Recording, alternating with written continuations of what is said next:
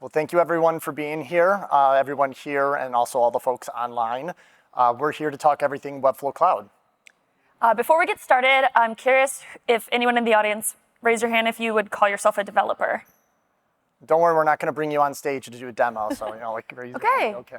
We've got a good amount of devs here. Yeah. Have any of you used Webflow Cloud? Okay, this is awesome. Well, we're going to be sharing a lot about it today. All right, let's get to it. All right, I'm Luke. I'm a product marketer and a front-end developer, and I'm working on the developer products here at Webflow. And I'm Paige Kehoe. I lead the Webflow Cloud team. All right, so the things we're going to cover in today's talk, we're going to go over what is Webflow Cloud, what's changed now that cloud is here, what that unlocks for developers, and what you can actually build. We're also then going to talk about how teams can collaborate better, and then what's coming next. So what is Webflow Cloud?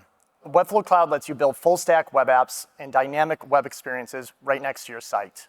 The core idea is that it's one platform, no extra infrastructure, and it's fully integrated with the CMS, the site routing, and the components.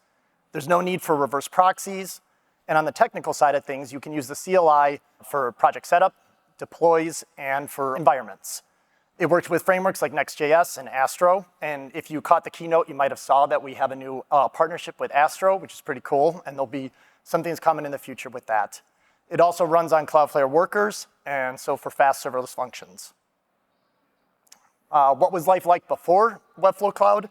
It was a fragmented approach. So it's like developers had to stitch tools together like Vercel and Netlify for deployment. They had to use tools like Supabase for databases, and they had to add a ton of reverse proxies.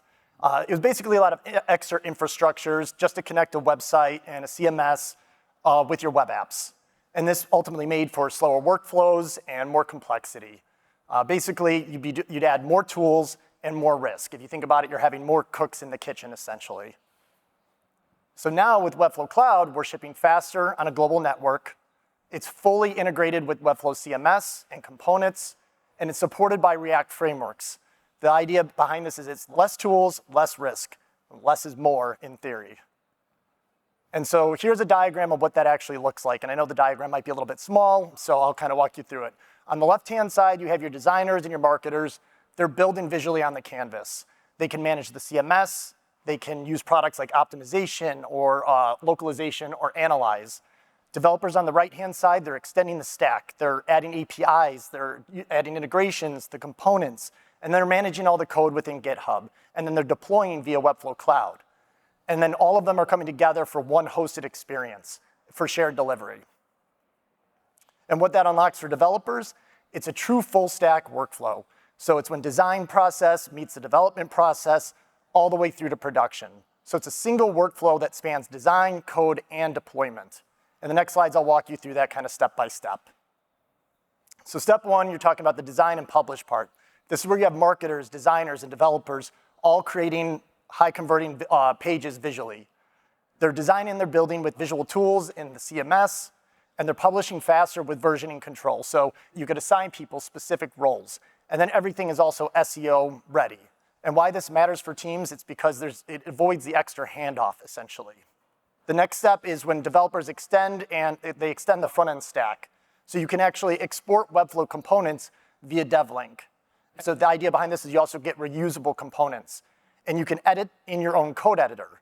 And with the addition of code components now, you could actually import components back to Webflow. And you do this all using the Webflow CLI as like a bridge. Step three is where you use your typical Git workflow. This is a pretty standard workflow. You push via your code editor. You can manage your branch in GitHub. And it's all integrated with the native deploys. It, again, works like any other modern app. The last step is when you actually deploy to production.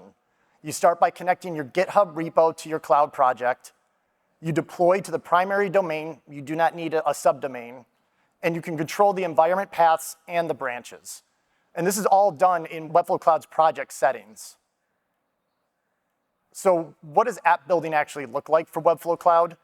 Basically, you could choose your own path. And this is where it's pretty cool. You can use the Webflow AI assistant to build native web apps. Or you can use your preferred IDE, whether that's Cursor or Visual Studio Code. And you can use the vibe coding tools if you like. So if you'd like to spin something up with Lovable, Bolt, or Replit, you can go about that route too. So it's like no matter how you want to build, whether it's AI, your IDE, or vibe coding, it all runs on workflow, and it just works. And so I'll pass it over to Paige, and she's going to go through what people are actually already building today and what other things people can build with Cloud. Thanks, Luke. So we're already seeing customers building and innovating with a variety of use cases on Webflow Cloud. Some of you have already talked to me about how you were part of the beta. As you know, it recently went general availability. With Webflow Cloud, you can build dynamic app-like functionality that previously required external tools. One of the main use cases we see is customized full-stack solutions, pricing calculators, maps, dynamic visualizations. As we saw in the keynote, Turbo Home Property Management is making a listings finder. Yellowbird is a training company, and they created an interactive product catalog search. Another application is programmatic SEO, AEO, or scaled content. You could be using Cloudflare workers for SEO and agentic search optimization. And last, internal tools or admin interfaces. We're seeing customers build member portals, rewards hubs, and all of this is on the same domain, the same infrastructure as your main marketing site. So it's both cost efficient and secure. This isn't just better developer tooling though, it also is helping the rest of your team as well. Developers don't have to manage proxy hacks or multiple deploy pipelines. Designers, you can work in Webflow with live components as opposed to static mockups. And marketers can launch pages without waiting on anyone else. Everyone's moving faster on the same platform. Lastly, Webflow Cloud really helps your teams unlock business outcomes. The combination of a visual-first design tool and developer tooling means faster shipping for your teams. You can keep your customer experience unified, not fragmented. We all know better experience means better conversions and better customer experience. With this platform, you have developers, designers, marketers, helping your customers achieve your business goals. Another exciting thing is that we also have Webflow Cloud Storage in beta. We're actively building out many enhancements to the Webflow Cloud offering. This is one of the main ones.